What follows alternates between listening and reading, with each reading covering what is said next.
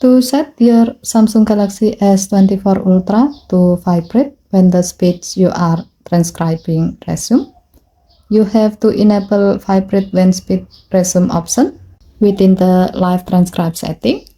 To do so, swipe down the top of the screen and then tap setting icon. Scroll down the screen to find accessibility. Tap accessibility and then tap hearing enhancement. Tap live transcribe.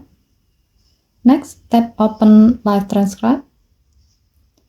Tap the settings icon at the bottom left corner of the screen.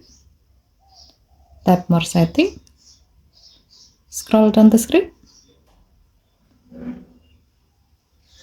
Under event section, tap the gray on off switch next to vibrate when speech resume until the switch turns blue to turn it on. With this setting, your phone will vibrate when someone starts speaking after a pause or at least 10 seconds while you are using live transcribe. Okay, thank you for watching. Please help to like and subscribe. Have a nice day.